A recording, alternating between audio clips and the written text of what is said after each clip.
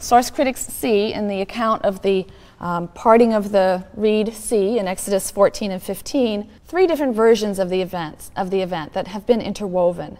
What's interesting about the Song of the Sea, this poetic fragment in Exodus 15, is that here the Hebrews adopt the language of Canaanite myth and apply it to Yahweh. The description of Yahweh is that of a storm god in Exodus 15. He heaps up the waters with a blast of wind, like a storm at sea. And this is reminiscent of the Canaanite storm god Baal. Baal is said to ride on the clouds. He's a storm god, and he's accompanied by wind and rain. At the beginning of the rainy season, Baal opens a slit or makes a slit in the clouds and thunders and shakes the earth. In one important legend that we have from the Canaanite text, the Ugaritic texts, he defeats an adversary who's known as Prince Sea or Judge River. And after he vanquishes this watery foe, he is acclaimed the king of the gods and the king of men, and he is housed in a home, not a tent, as El was. El was housed in a tent, but now this Baal is housed in a permanent structure, a home that is on top of a mountain and is built of cedar. Now, ancient Hebrew descriptions of Yahweh employ very similar language in the poetic passage here in Exodus 15, but also in other poetic passages. So, for example, Psalm 68, verse 5. Extol him who rides the clouds. The Lord is his name. Yahweh is his name. So extol him who rides the clouds. Yahweh is his name, as if to say not Baal. So Yahweh is described like Baal as riding on the clouds. Psalm 29 also employs the language of a storm god.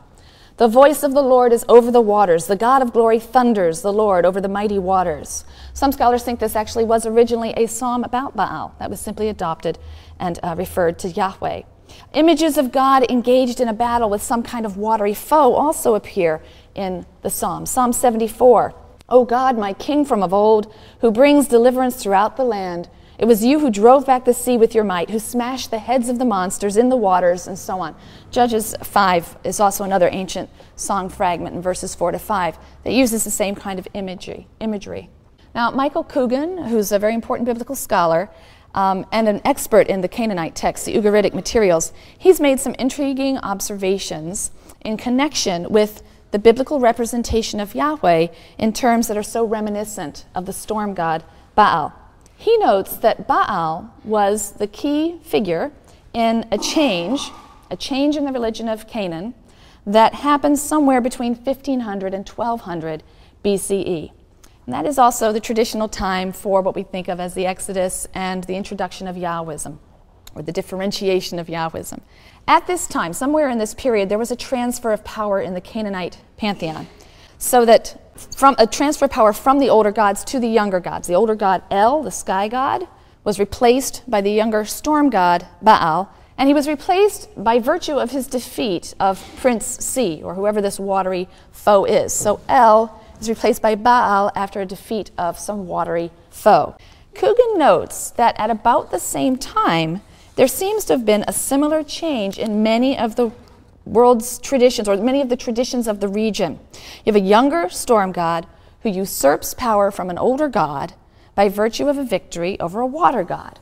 Remember Enûma Eliš. You have the young storm god, Marduk, who defeats Tiamat, the watery, ferocious, deep monster, and does so by blasting a wind into her, and so establishes his claim to rule instead of the old sky god, An or Anu.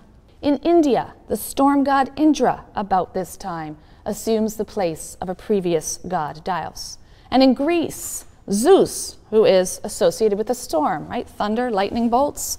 You think of in the hands of Zeus, he replaces Kronos, who had been the head of the pantheon.